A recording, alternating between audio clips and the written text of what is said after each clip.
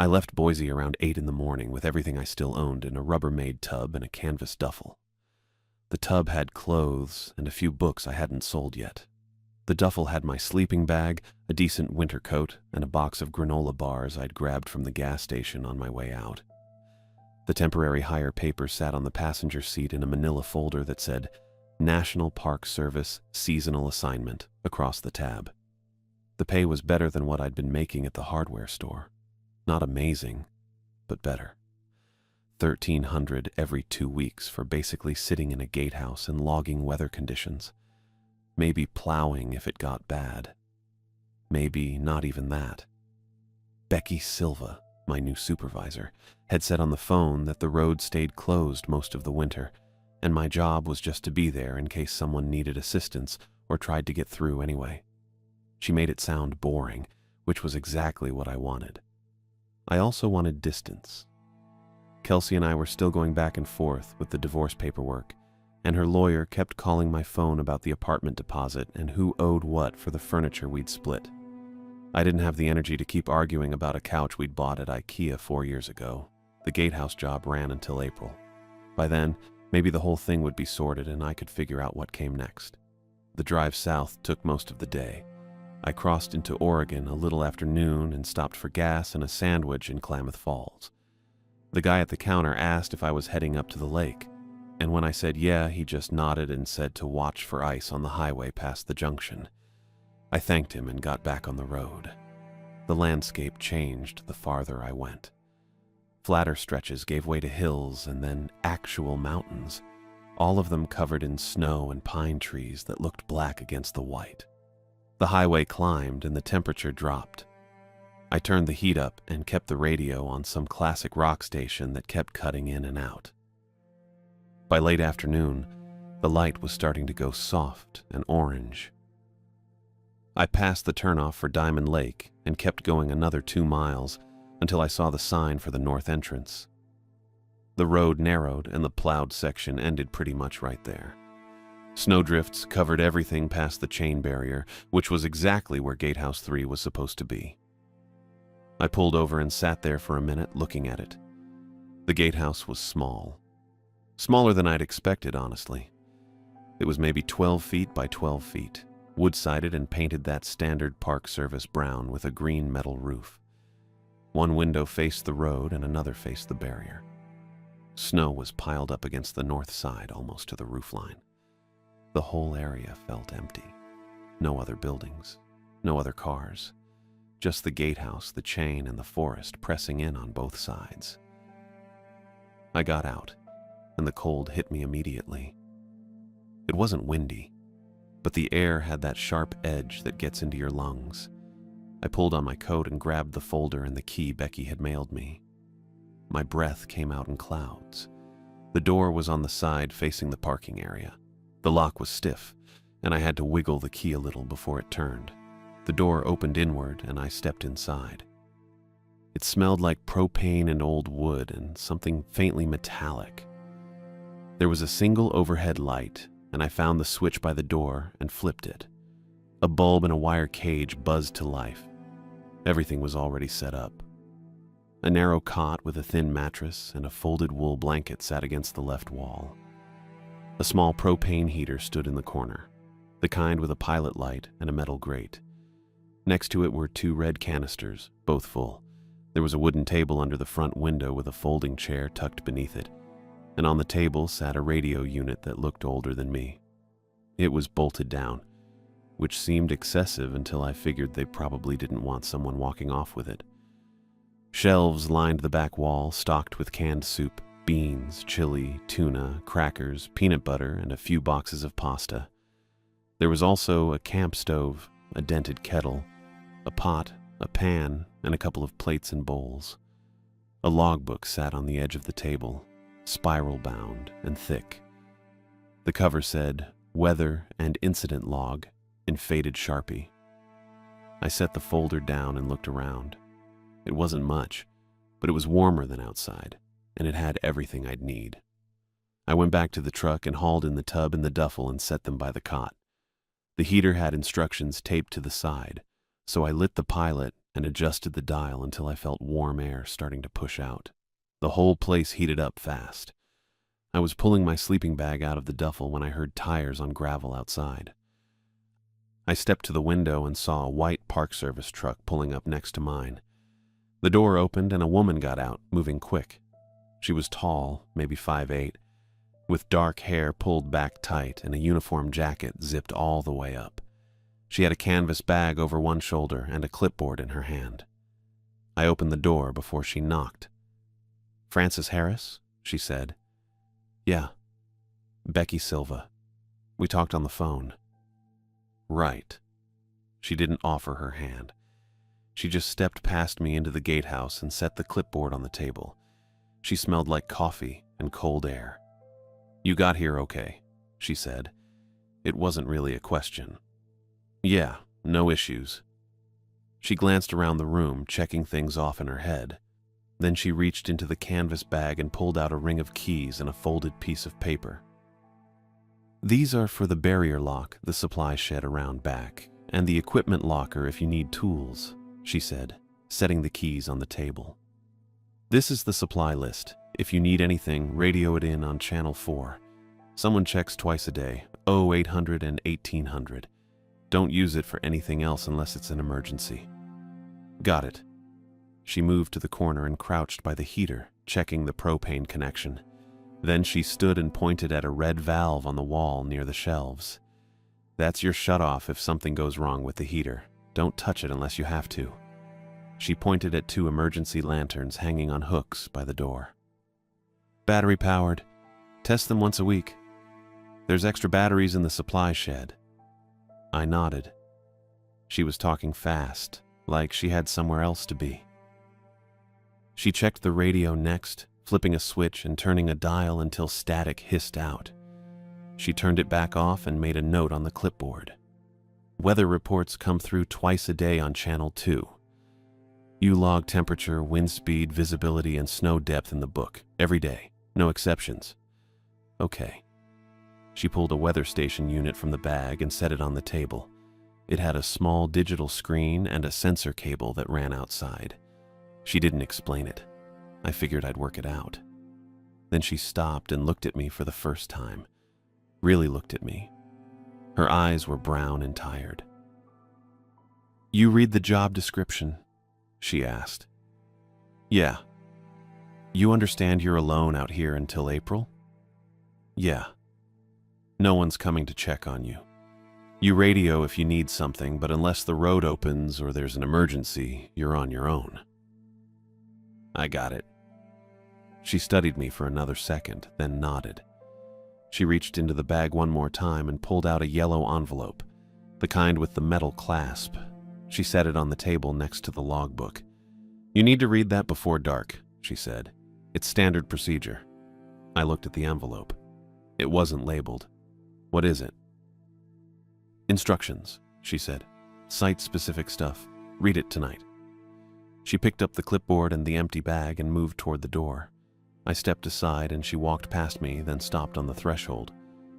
"You have my number if something comes up," she said. "Yeah." She looked at me one more time, and I couldn't figure out what the look meant. Then she got in her truck, backed out, and drove off. The sound of the engine faded fast, and then it was just me and the wind and the hum of the propane heater. I stood in the doorway for a minute, watching the empty road. Then I went back inside and shut the door. The yellow envelope sat on the table where she'd left it. I didn't open it right away. I finished unpacking instead, setting my clothes on the shelf and my sleeping bag on the cot.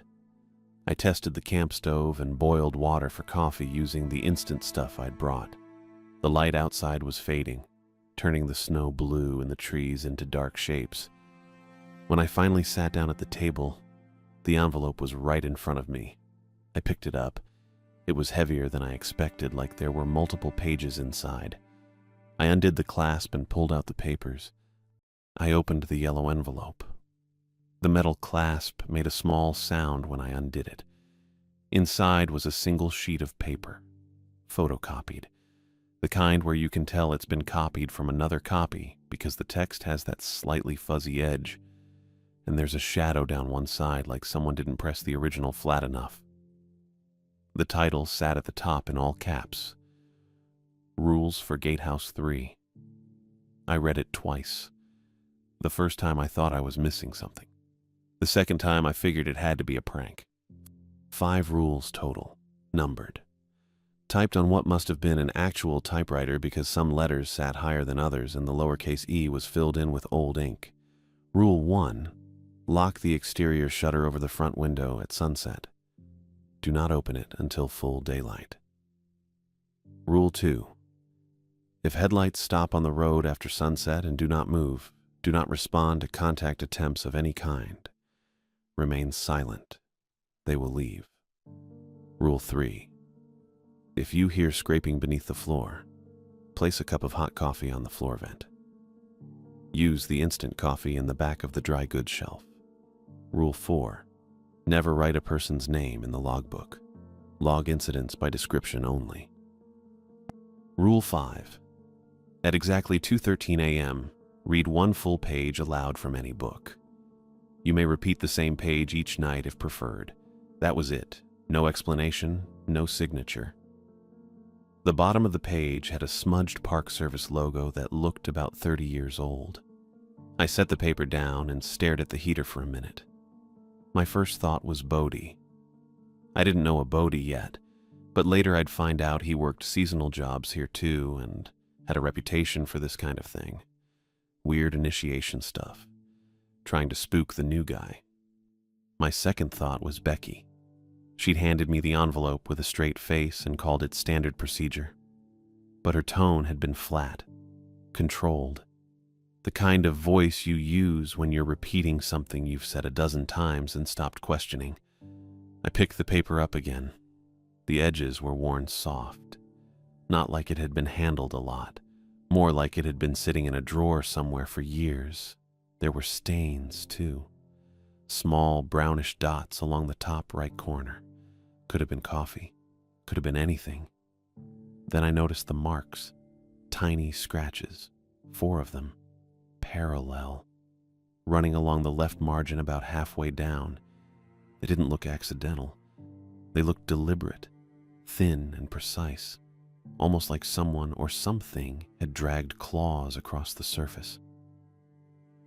I turned the paper over. Nothing on the back except a faint image of the text bleeding through.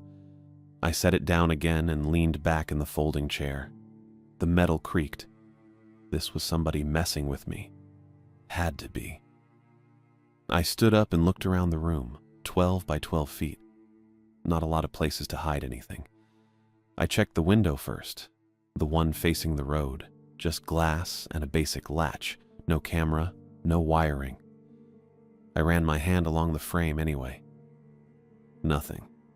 I moved to the cot, lifted the mattress, just plywood underneath and dust. Checked the blanket. Shook it out. Standard wool.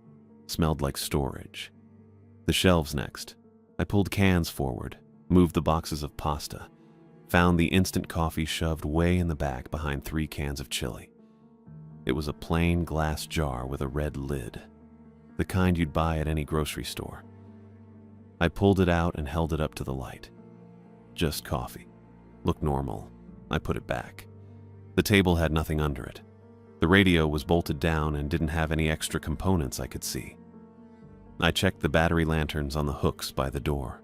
Just lanterns. Tested the switches. They worked. I got down on my hands and knees and checked the floor. That's when I found the vent. It sat near the back wall, maybe 10 inches square. Metal grate painted the same brown as the trim.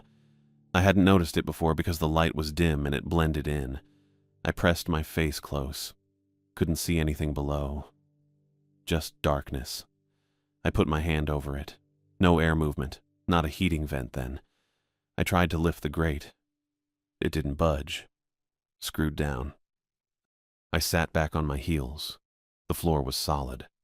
Plywood over what I assumed were beams. No basement. No crawl space. This was a gatehouse. A box on a foundation. There shouldn't be anything underneath except frozen ground. I stood up and brushed off my knees. Checked the walls next. Tapped along the boards. All solid. No hollow spots. No speakers. No camera lenses. I even checked inside the propane heater. Just the pilot light, and the burner, and the metal grate. Nothing. If this was a prank, it was committed. I'd give them that. I looked at the yellow envelope still sitting on the table, then at the window. The light outside had changed. That blue color was deepening, turning gray. The trees were almost black now. I walked to the door and stepped out. The cold hit immediately. I hadn't put my coat back on, and the air went right through my shirt. My breath came out in clouds. The sun was gone. Not set yet, but sinking behind the mountains. Maybe 10 minutes left. I walked around to the front of the gatehouse. There was a shutter, exterior, hinged at the top.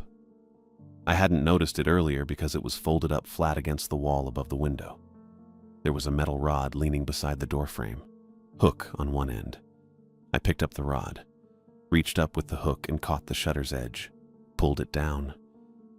It swung smooth, heavier than I expected. When it locked into place over the window, it covered the glass completely. There was a latch on each side. I flipped them both closed. The front of the gatehouse looked different with the shutter down. Blank. Like a face with its eyes covered. I put the rod back and returned inside.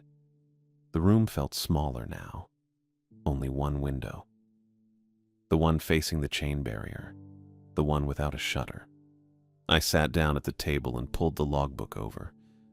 Spiral bound. Maybe 100 pages. The first dozen were filled in. Different handwriting. Dates going back to November. Temperatures. Wind conditions. Snow depth. All the boring stuff Becky mentioned. I flipped through looking for anything strange. Nothing. Just weather, except none of the entries mentioned people. Even when someone noted a supply delivery, it just said, "Supplies received." No name, no signature. I turned to the first blank page. The pencil sat next to the logbook. Regular number 2. I picked it up. Wrote the date. January 7th. Wrote the time.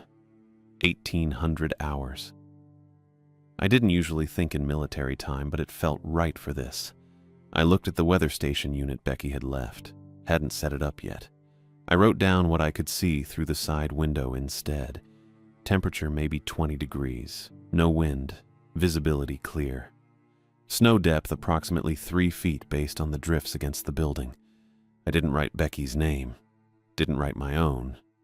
Just, supervisor departed, gatehouse secure, shutter locked. I set the pencil down, sat there.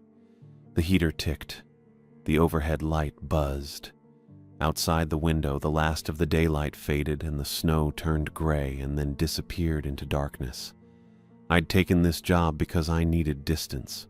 From Boise, from Kelsey's lawyer, from the apartment that wasn't mine anymore and the couch we'd bought together and the whole shape of a life that had stopped fitting.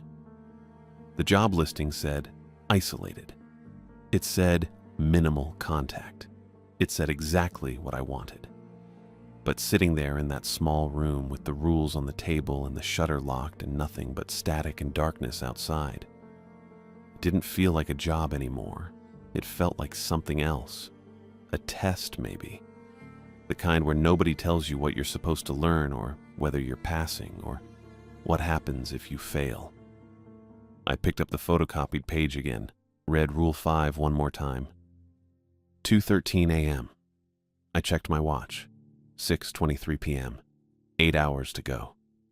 I folded the paper and slid it back into the yellow envelope, put the envelope in my duffel. I wasn't leaving it out where I'd keep looking at it. Then I pulled one of the books from my Rubbermaid tub, old paperback. Mystery novel I'd read twice already, stuck it on the shelf next to the canned soup. Just in case. The road stayed quiet. I mean completely quiet. No engine sounds, no distant hum of traffic, nothing. Just the heater ticking in the corner and the overhead bulb buzzing every few seconds. I tried reading the mystery novel I'd set aside, but couldn't focus on the words. Kept reading the same paragraph about a detective finding a body in a parking garage. Finally gave up around 9 and made myself another cup of instant coffee just to have something to do. The side window showed nothing but darkness and the faint outline of snow reflecting what little light came from inside. I turned off the overhead bulb around 8:30 because it felt too bright, too exposed. Used one of the battery lanterns instead. Softer. Made the room feel smaller, but in a way that didn't bug me. I checked my watch. 9:42. The rules were still in the duffel. I hadn't looked at them again, but I knew what they said. Lock the shutter at sunset. Done.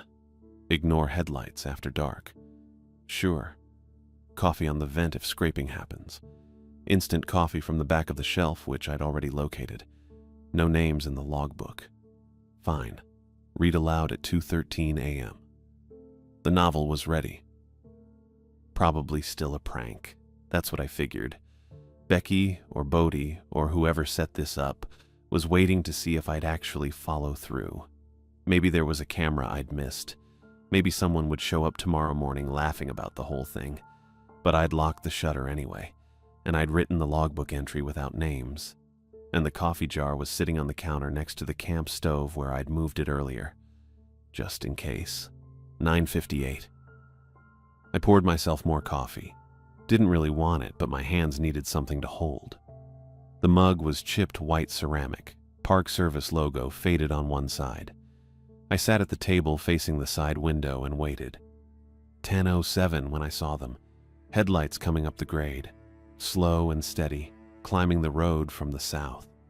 I stood up, moved to the side window, watched the beams cut through the darkness between the trees. The light got brighter as the vehicle climbed. I could hear the engine now. Low rumble, steady pace. Not fast, not hesitant either. Just constant forward motion. The headlights reached the chain barrier and stopped. I stepped back from the window. My heart kicked up, but I kept my breathing even. Probably someone lost. Probably a ranger doing a check. Probably nothing. Except the rules said, ignore headlights after dark. I moved to the front wall, stood to the side of where the shutter covered the window. There was a gap between the shutter and the door frame, maybe half an inch. I leaned close and looked through. 2 headlights, white beams hitting the chain barrier and the snow beyond. The vehicle sat maybe 30 feet from the gatehouse. I couldn't make out the shape behind the lights. Truck, probably. Could have been a sedan. Hard to tell with the glare. The beams didn't move. I waited. 10 seconds. 20. The engine kept running. I could hear it through the walls. That low, steady idle. The driver wasn't getting out, wasn't honking, wasn't doing anything. Just sitting there with the lights on, pointed straight at the barrier. I stepped back from the gap. My coffee mug was still on the table. I picked it up, took a sip. Cold already. I set it down and checked my watch. 10:12. The radio clicked on. I didn't touch it. I was standing 6 feet away. But the speaker crackled and the static filled the room, and then a voice came through. "Gatehouse 3, this is Silva. Come in." Becky's voice. Calm and clipped and authoritative. Same tone she'd used that afternoon when she handed me the keys. I stared at the radio. The dial was still set to channel 2 where she'd left it during her inspection. "Gatehouse 3, this is Silva. I have a medical emergency. Open the barrier. Confirm." The cadence was right. The words were right. But something about the rhythm felt off. Too smooth. Too practiced. Like someone reading lines they'd memorized. Badge 7724. Code word Juniper. Open the barrier, Harris. My badge number, the code word from the paperwork Becky had made me repeat during the briefing. All correct. I reached for the radio. My hand hovered over the power switch. The voice came again. "Harris, medical emergency. Open the barrier now." Still Becky's voice. Still that calm, professional tone. But the pauses between sentences were identical. exactly the same length, like a recording. I switched the radio off. The speaker went silent. The headlights outside didn't move. I stepped away from the table, moved to the back wall near the shelves, put distance between myself and the windows. Both of them. The shutter covered the front, but the side window was still exposed, and I didn't want to be visible if someone looked. My chest felt tight. I made myself breathe slowly, in through the nose, out through the mouth, counted to 4 each way. The engine kept idling outside. That same steady rumble. I stayed against the back wall, checked my watch, 10:14. I'd give it time, see what happened. The rules said ignore headlights after dark, and that's what I was doing. Ignoring them. Except my pulse was hammering and my hands felt cold and I couldn't stop listening to that engine. Minutes crawled. I didn't move. Didn't go near the windows. The lantern on the table cast long shadows across the floor. The heater ticked. The propane smell mixed with old wood and instant coffee. 10:18. 10:21. The headlights stayed put. I could see the faint glow through the gap around the shutter, white light leaking into the room at the edges. My legs started to ache from standing still. I shifted my weight, rolled my shoulders, kept my eyes on the shutter. 10:26. The engine sound changed, revved slightly. Then I heard tires on gravel. I moved to the gap beside the shutter, looked through. The headlights were moving, but not forward, backward. The vehicle was reversing down the road, slow and controlled. The beams swung across the trees as it backed down the grade. I watched until the lights disappeared below the hill. The engine sound faded, then gone. The road went quiet again. I stayed at the gap for another minute, 2 minutes. Nothing came back. I finally stepped away, went to the table, sat down hard in the folding chair. My coffee mug was right where I'd left it. I picked it up, still cold. I drank it anyway. 10:32. My hands were shaking a little. I set the mug down and pressed my palms flat against the table. The wood was smooth and cold, real, solid. Becky's voice on the radio. My badge number, the code word, all correct. But that cadence, those identical pauses. I pulled the logbook toward me, flipped to the page where I'd written the evening entry, picked up the pen. 22:32 hours. Vehicle arrived at barrier. Departed after 15 minutes. No contact made. No names, just description. I closed the logbook, put the pen down. The heater ticked. The lantern flickered slightly. I sat there and tried to think about nothing. Tried to let my pulse settle. Didn't really work, but I went through the motions anyway. I should have felt tired. It had been a long day. Boise 2 here, all that driving. Becky's inspection, the rules, the headlights. But my brain wouldn't settle. Too wired. Too aware of every sound. I made another cup of coffee around 11. Ate a granola bar from the box in my duffel. Walked to the side window and looked out at nothing. Just darkness and snow. 11:40, midnight, 12:15. I'd moved back to the table. Had the mystery novel open but wasn't reading it, just staring at the page. 12:28. That's when I heard it, scraping, under the floor, slow and steady, like something being dragged over packed dirt. The sound came from somewhere beneath the back wall, near where I'd found that metal vent grate. I froze, listened. The scraping continued, not loud, not frantic, just constant, rhythmic, something moving under the gatehouse. I thought about the foundation, the way the building sat on the ground, no basement, no crawl space, just a box on dirt. Except something was down there. The scraping moved, shifted toward the center of the floor. I could track it by sound. Whatever it was dragging itself along. Slow progress, deliberate. My throat went dry. The rules. Third one. Place hot coffee on the floor vent if scraping is heard beneath the floor. Instant coffee from the back of the shelf.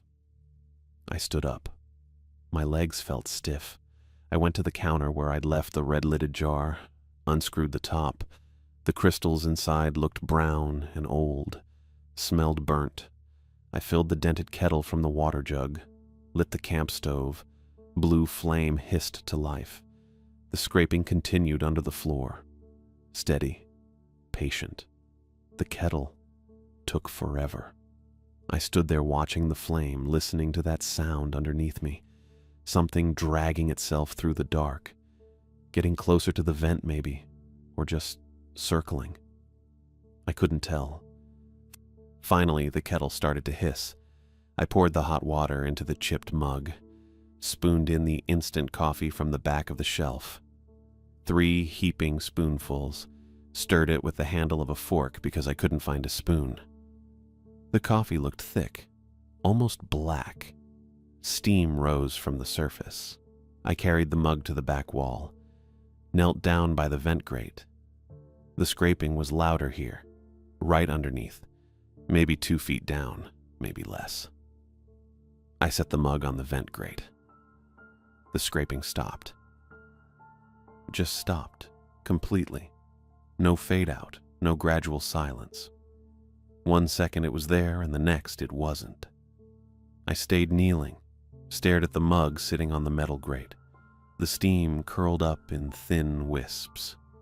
The overhead lantern cast my shadow across the floor. Nothing moved under there. I waited. 30 seconds. A minute. Silence. I stood up slowly, backed away from the vent. My knees cracked. I returned to the table and sat down. The mug stayed on the vent. The coffee cooled. The gatehouse ticked and hummed around me. I checked my watch. 12:33 a.m. I stood by the table and watched the coffee mug on the vent grate. Steam rose in a thin line that bent near the ceiling. The scraping had stopped the second I set the cup down, and now the room felt too quiet. Just the propane heater ticking and that low hum from the lantern on the table. I waited, probably 30 seconds, maybe a minute. Then 2 taps came from below the grate. Sharp, deliberate, metal on metal, or something hard hitting the underside of the vent. Tap, tap. I didn't move. The taps weren't random. They were spaced evenly, like someone knocking on a door to say they heard you, that they were there. A smell rose through the grate right after. Wet metal. That specific scent you get when you handle old tools in the rain or touch a chain-link fence after a storm. Cold and sharp and a little bit like blood if you think about it too long. I took a step back without meaning to. My shoulder hit the edge of the shelf, and a can of soup shifted but didn't fall. The smell faded after maybe 10 seconds. The coffee mug sat there steaming, and nothing else happened. No more scraping, no more taps. Just silence and the heater, and the faint buzz of the lantern. I felt like I'd just received an answer. That was the only way to describe it. Not a threat, not a warning. Just acknowledgement. Like I'd done what I was supposed to do, and something down there knew it.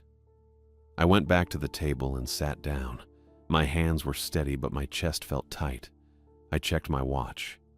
12:37. I had an hour and 36 minutes until 2:13. The mystery novel sat open where I'd left it. I tried reading again, but the words didn't stick. I kept glancing at the vent grate and the coffee mug. The steam had thinned out. After a while, I couldn't see it anymore, but the mug was still there, untouched. I made another cup of regular coffee from the canister on the counter, not the burnt stuff from the back shelf. I used the chipped Park Service mug and drank it slow. It was too hot and tasted like propane, but I didn't care. The minutes dragged. I got up twice to check the side window. The road was empty both times. Just snow and darkness and the chain barrier down at the end of the plowed section.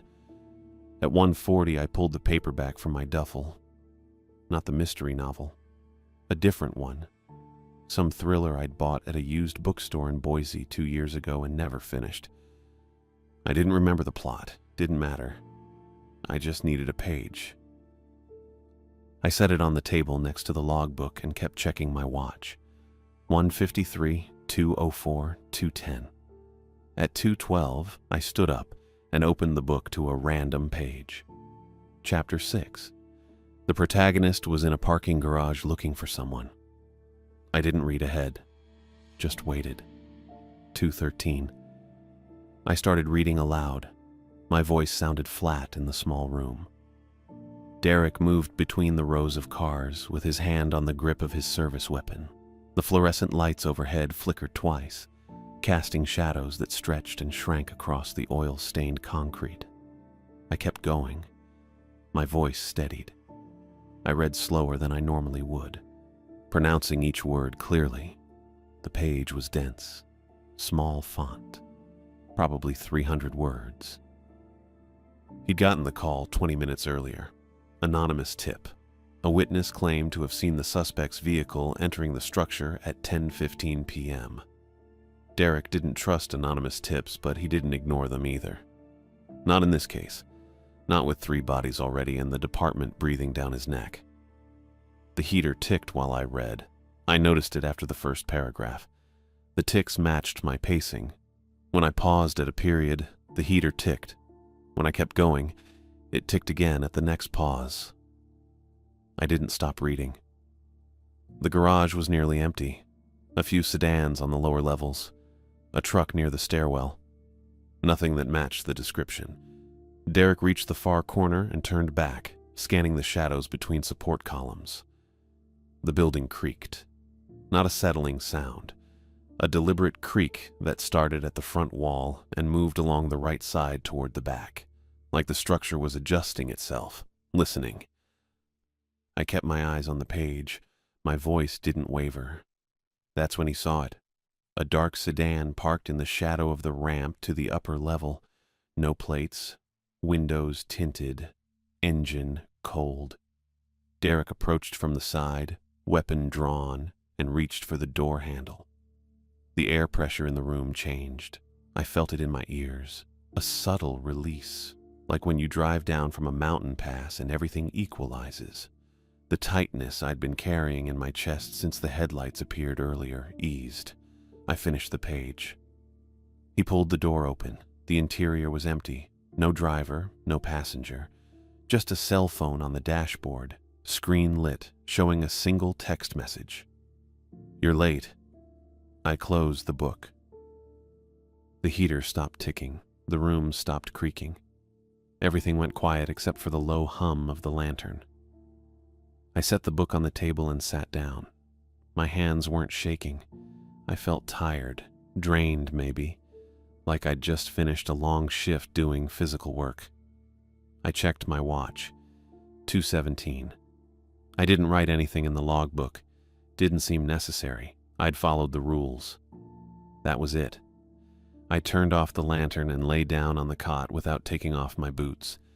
The wool blanket smelled like dust and old canvas. I pulled it up to my chest and closed my eyes.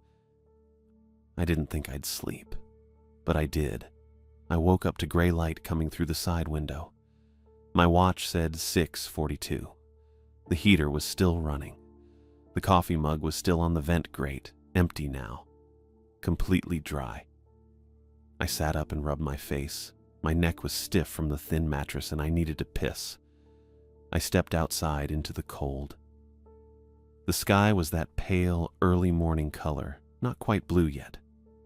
I walked around to the side of the building and took care of business, then went back inside and washed my hands with water from the jug and a paper towel. I unlatched the front shutter first, used the hooked rod to push it back up and fold it flat against the wall above the window. The road beyond the chain barrier was empty.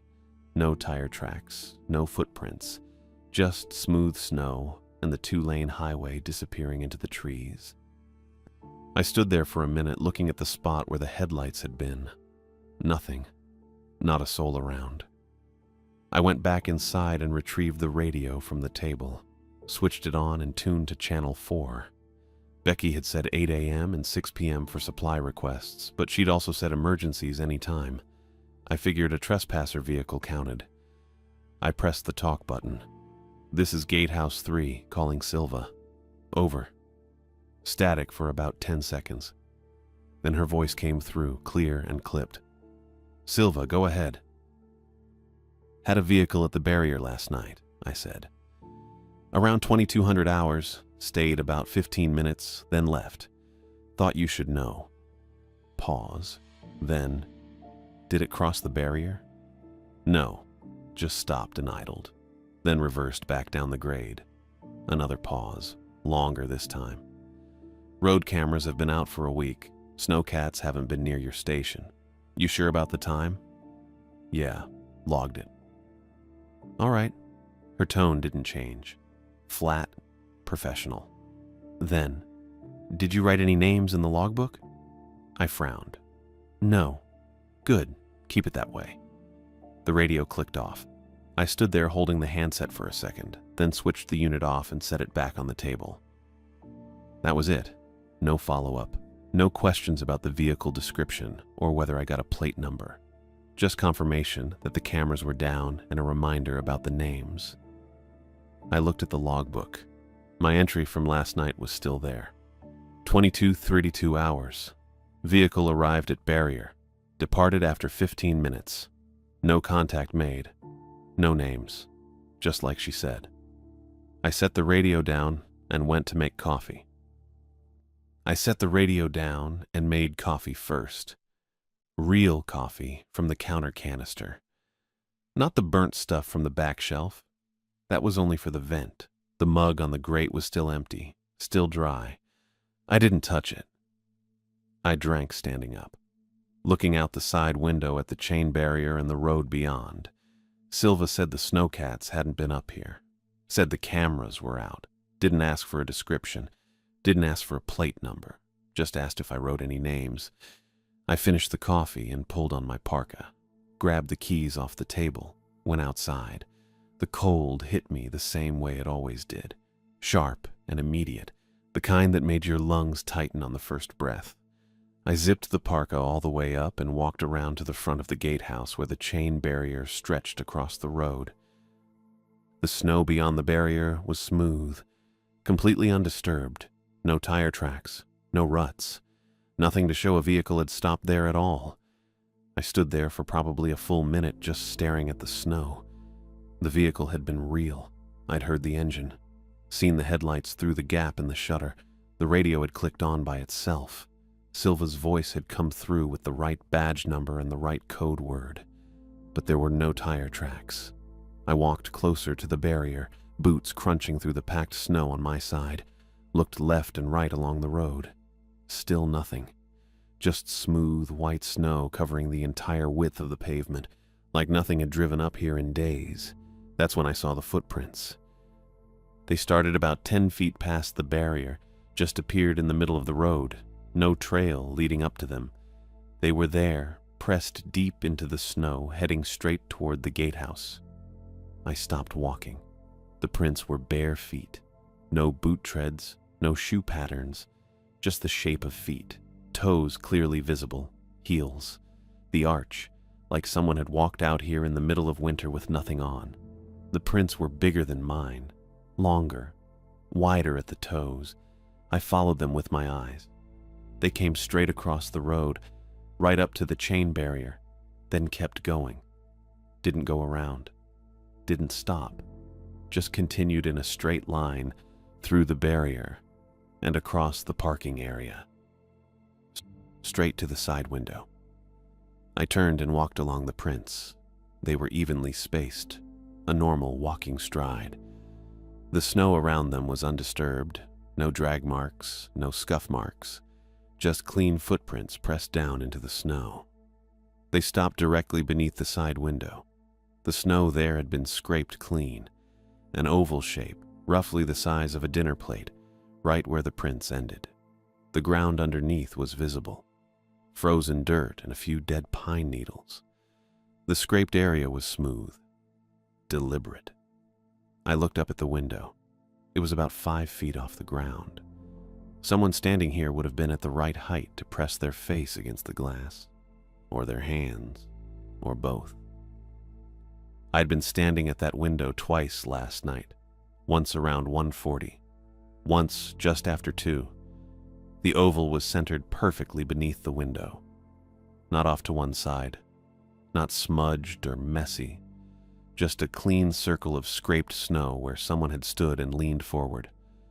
I crouched down next to it. The footprints ended right at the edge of the oval. No prints leading away, just the ones coming toward the window, then nothing. The air smelled like pine and cold. Nothing else. No lingering scent, no indication anyone had been here at all except for the prints and the scraped snow. I stood up and looked back toward the road. The prints came from the barrier in a straight line. Before that, they just appeared in the middle of the pavement, like someone had started walking from nowhere. I went back inside, locked the door, sat at the table.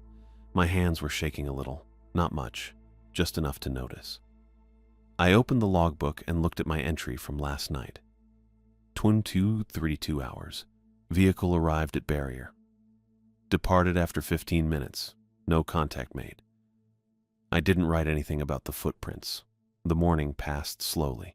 I ate a can of chili heated on the camp stove, made more coffee, tested the battery lanterns because I couldn't remember if I'd done it this week.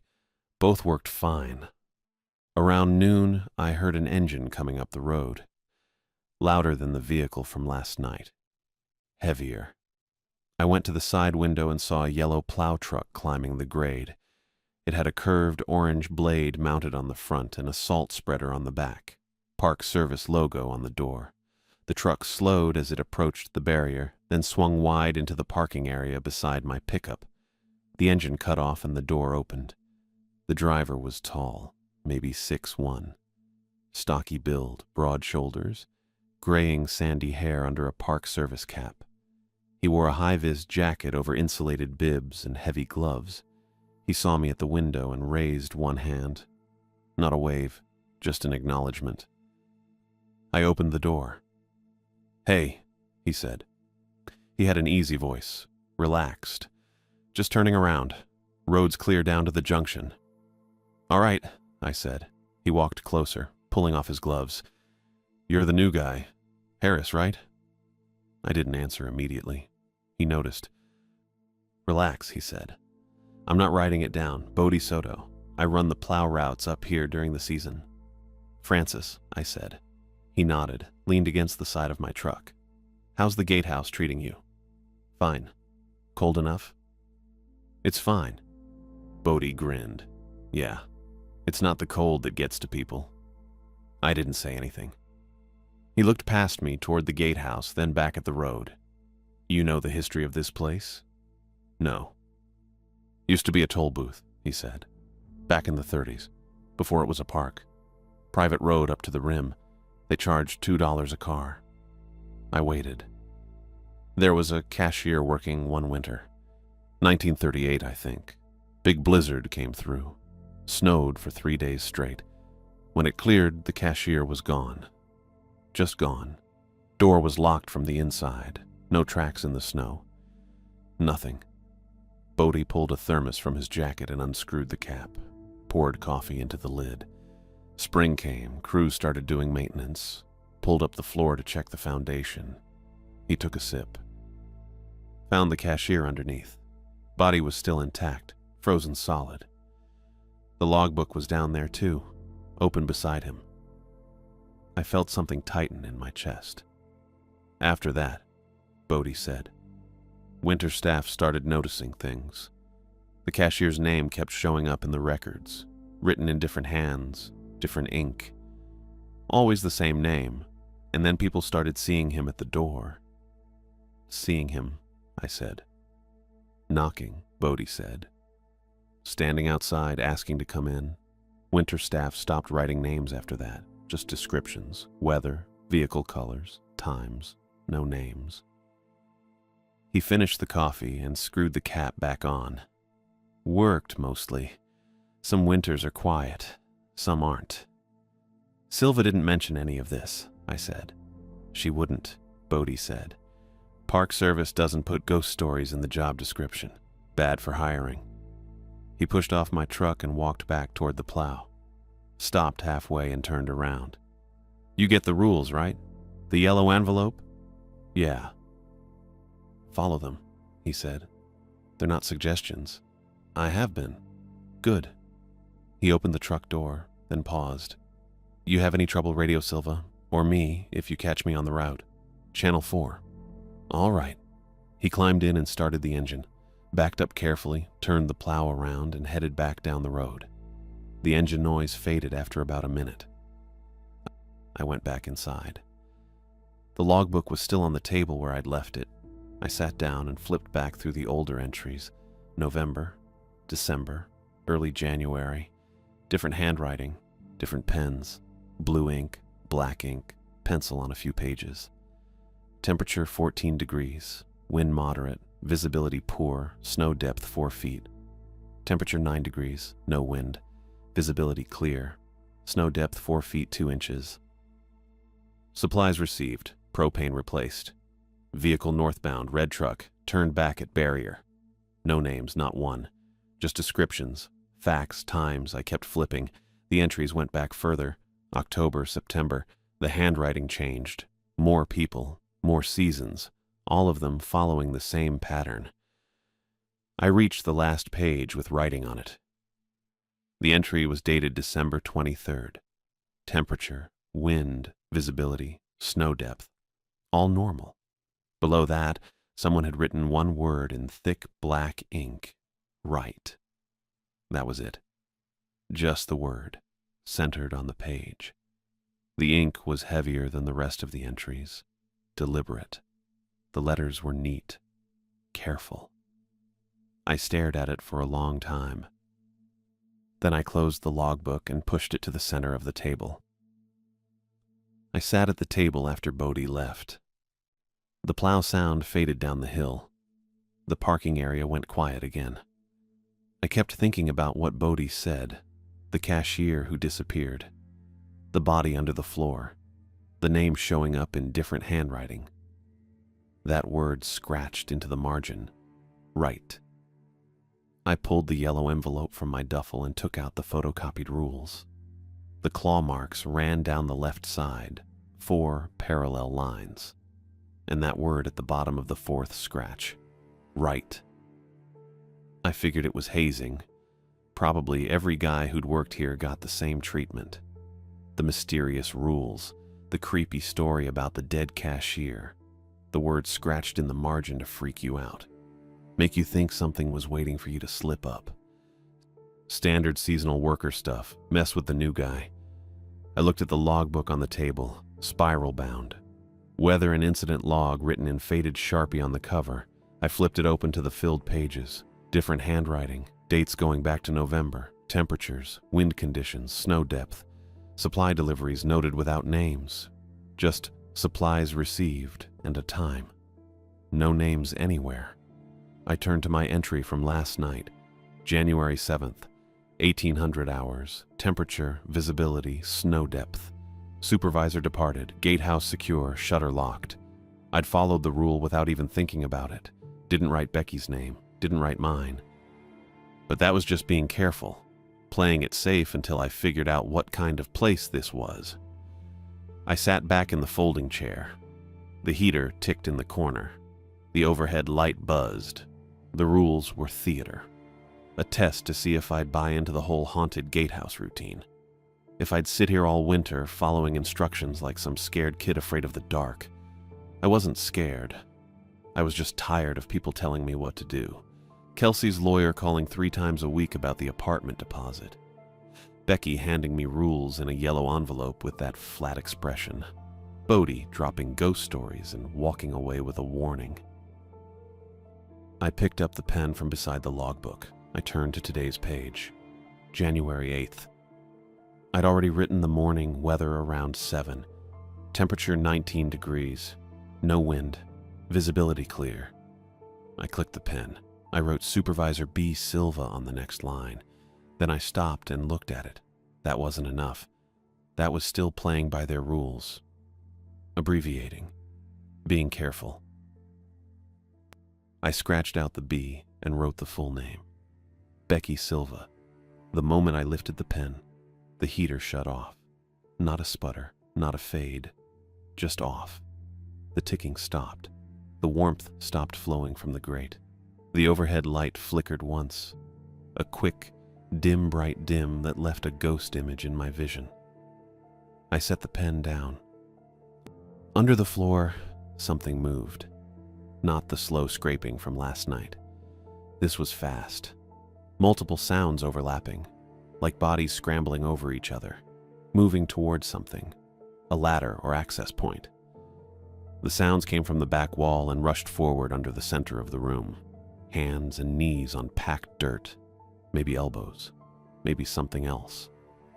I pushed back from the table. The chair legs scraped loud. The movement stopped directly under the vent grate. I looked at the coffee mug still sitting there, empty and dry from last night.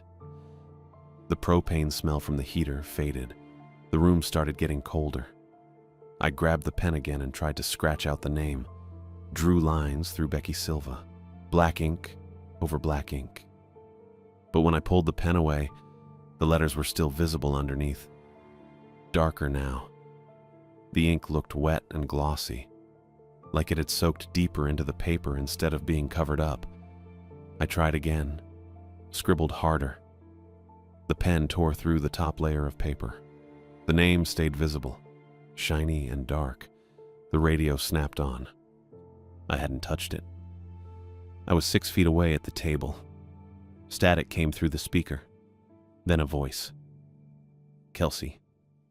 Francis, I'm on the road. I need help. Her voice, exact pitch. The way she said my name with the stress on the first syllable. I'm hurt. I can't get the car to start. Francis, please. I stared at the radio. Channel 2. The dial I'd left it on after last night.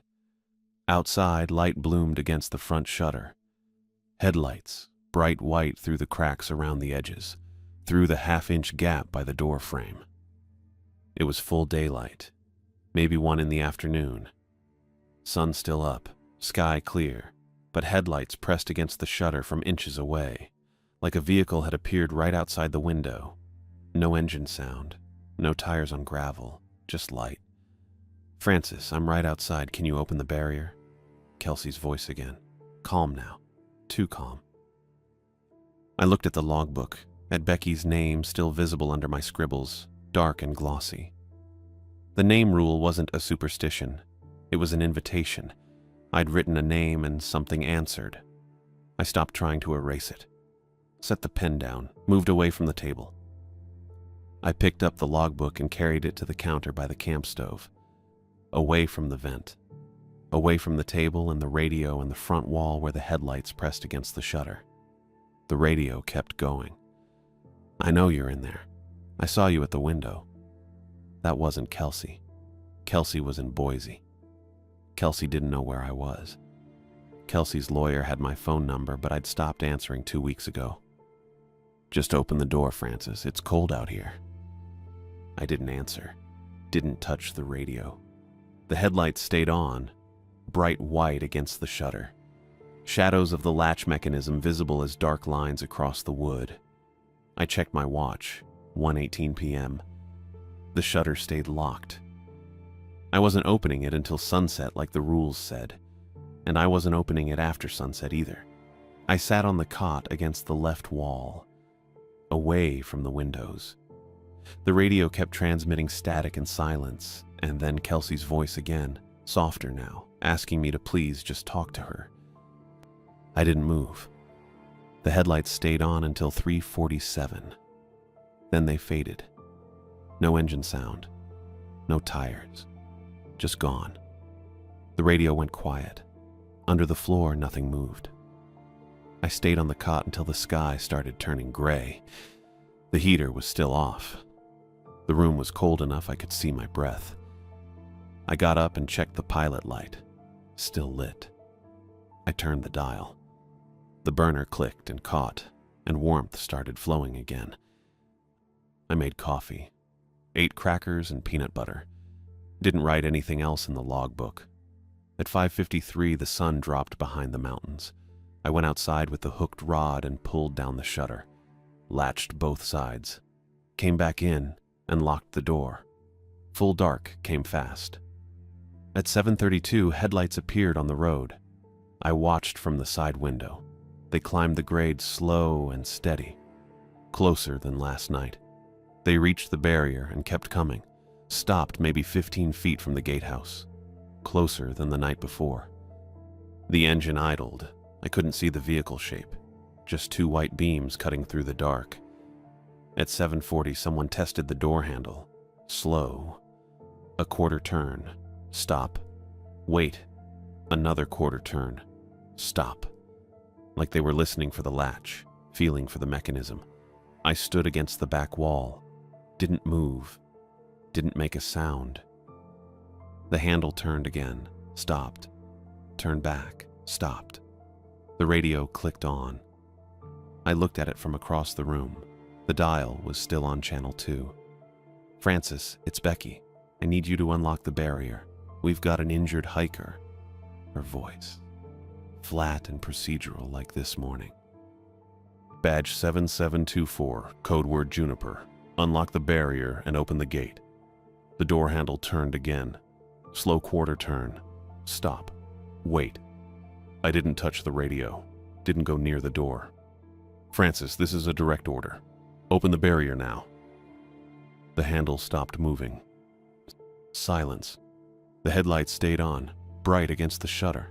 I could see the glow through the side window too, spilling across the snow. I stayed against the back wall. At 9:15, the headlights cut out. No engine sound. No reverse beep. Just dark. I waited another 20 minutes. Then I crossed to the side window and looked out. The road was empty, snow undisturbed.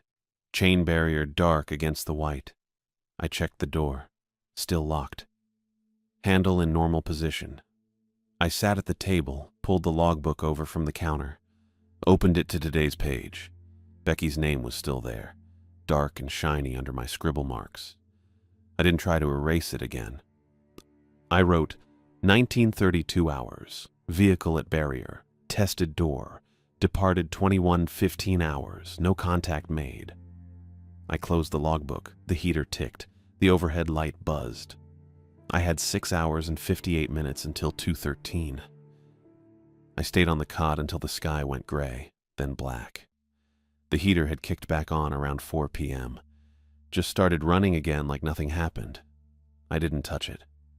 I got up once to eat a can of soup straight from the pot, standing at the counter with the logbook still sitting there, Becky's name visible under the scribbles. I didn't look at it for long. The evening passed slow. I kept the lantern on instead of the overhead light. Didn't want the buzzing. I sat at the table and tried reading the mystery novel, but I kept checking the side window. The road stayed empty. No headlights, no tire tracks, just the chain barrier and snow turning blue in the last light. At 8 p.m., I opened the shutter like I was supposed to. Used the hooked rod, same as before. The metal was cold even through my gloves. The road beyond was dark and still. I made coffee around 9, real coffee from the counter canister. The burnt instant jar stayed on the shelf. I didn't need it yet. The hours dragged. I sat, I stood. I walked to the window. I sat again. At 12:30 a.m., the scraping started, louder than the first night. Not the slow drag I'd heard before. This was faster, more deliberate. It started at the back wall under the vent grate and moved forward in short bursts, scraping and pausing, scraping and pausing. It sounded like something pulling itself across packed dirt, something with weight. I got up and went to the counter. My hands were shaking a little. I tried to steady them. I filled the kettle from the water jug, lit the camp stove, and waited for the water to heat. The scraping continued. It moved under the center of the room now, right beneath the table. The kettle started to whistle. I pulled it off the burner and grabbed the red-lidded jar from the back of the shelf. My hands were shaking worse now. I unscrewed the lid, scooped 3 spoonfuls into the chipped mug, poured the water. The burnt smell rose up sharp and bitter. I stirred it with the fork handle too fast, coffee sloshing over the rim onto my fingers. Hot. I didn't care. I carried the mug toward the vent grate at the back wall. The scraping was loud now, right under my feet. I took another step. My boot caught the edge of the table leg. My hand jerked. The mug slipped. It hit the floor and shattered. White ceramic pieces scattered across the wood. Hot coffee splashed everywhere, most of it going straight through the vent grate in a dark, steaming stream. The scraping didn't stop. I stood there holding nothing, staring at the broken pieces and the empty grate. The coffee kept dripping through the slats, but the sound underneath didn't change. It kept moving, scraping, pulling. Then I heard it at the door, not knocking, pushing. I turned. The door was bowing inward, just a little, maybe half an inch at the center. The wood creaked. The bow flexed back, then pushed in again, slow, steady. I looked at the front wall. The shutter bolts were flexing. I could see it from where I stood, the metal brackets bending slightly with each push from outside, then settling, then bending again. Something was out there. Something was under the floor. And I'd written Becky's name in the logbook. I thought about Bodie's story, the cashier who disappeared, the body found under the floor in spring, the logbook open beside him. Open.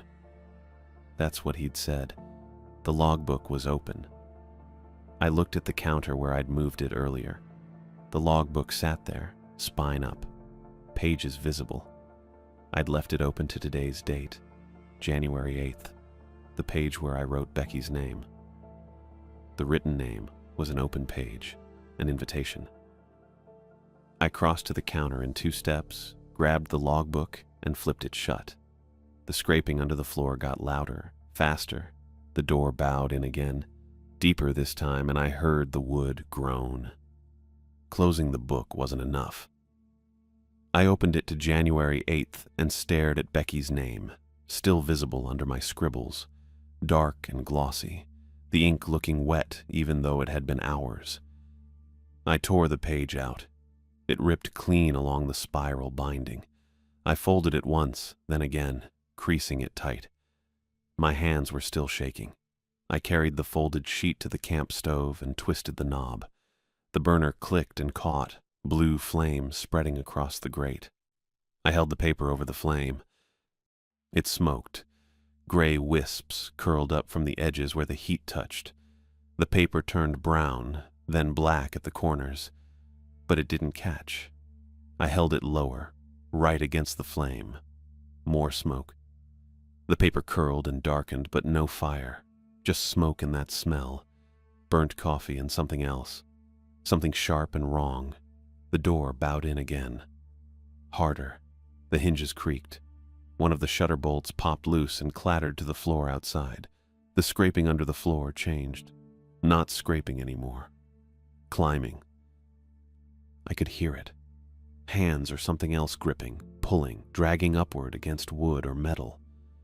The sound came from under the back wall now, moving up toward the floor, toward the room. I looked at the clock on the radio.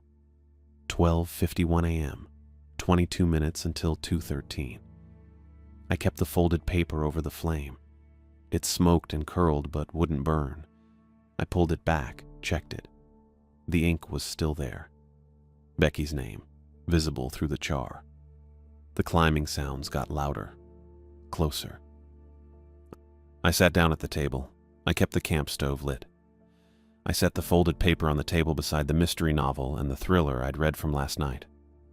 I checked the clock again. 12:54. The door bowed. The climbing continued. I didn't move.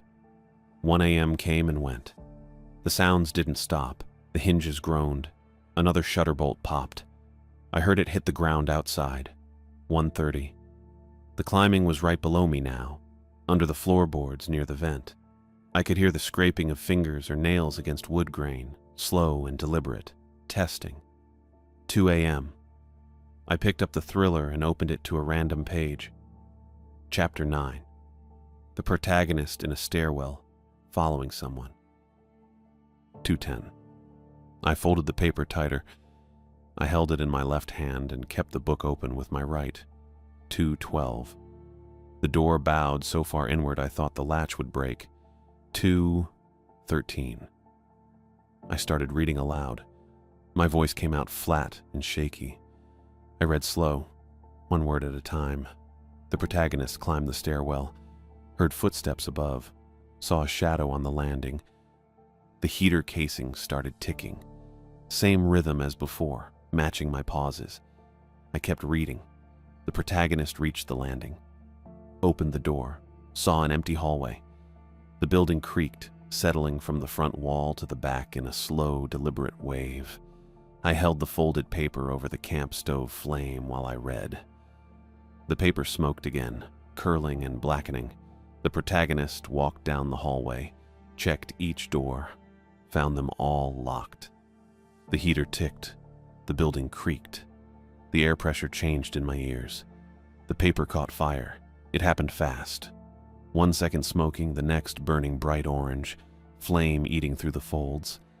I held it as long as I could, felt the heat on my fingers, then dropped it on the stove grate. It burned to ash in seconds. Black flakes curling up, then collapsing into nothing. I kept reading. The protagonist found the last door unlocked, pushed it open. Saw. The movement under the floor dropped away. Just gone. No scraping, no climbing, no sound at all. The silence was immediate and total. I finished the sentence. The protagonist saw an empty room with an open window. I closed the book. The heater stopped ticking.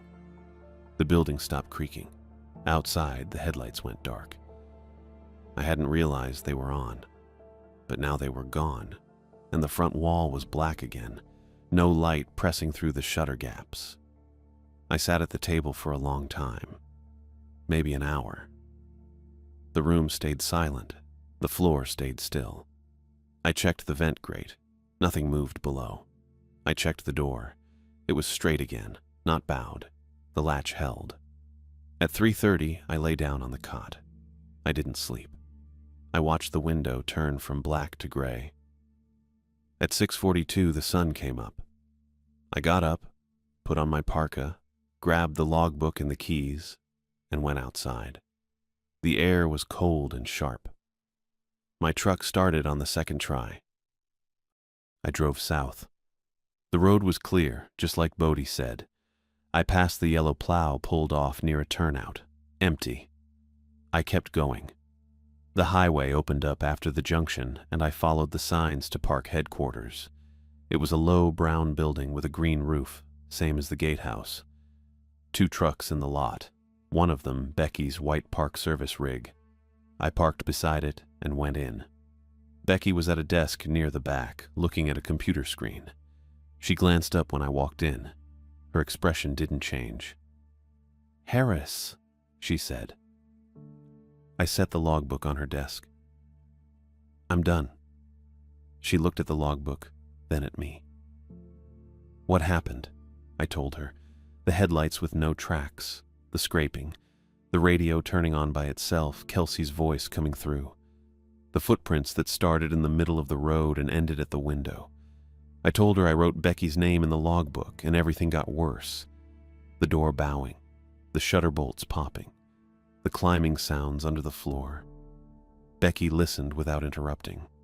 When I finished, she opened the logbook and flipped to January 8th. The page was torn out, ragged edge still in the binding. "You burned it," she said. "Yeah," she nodded once. "Good." "That's it?"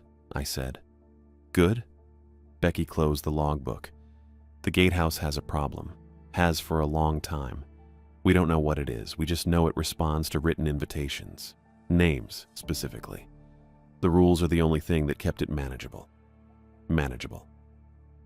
"Controllable," she said. "Barely." I stared at her. "You knew." "I gave you the rules," Becky said. "I told you to read them before dark. You didn't say what would happen if I didn't follow them." "No," she said. "I didn't." She opened a drawer, pulled out a form, and slid it across the desk. Resignation paperwork, already filled out except for the signature line. "Sign," she said. I signed. Becky took the form, filed it, and picked up her radio. She switched to Channel 6 and said, "Maintenance, this is Silva. I need Gatehouse 3 sealed, plywood and concrete, today." A voice crackled back, "Copy." She set the radio down and looked at me. "You're clear to go." I stood there for a second. "That's it?" "That's it." I left, got in my truck, drove back through Klamath Falls, crossed into Oregon, kept going. I didn't stop until Boise. I found a new job 2 weeks later. Apartment maintenance, indoor work, regular hours, people around. I didn't take another isolated posting. Didn't even look. Because I treated the rules like a dare. I wrote a name to prove I wasn't scared. And I almost opened the door for something that wouldn't stop at the chain.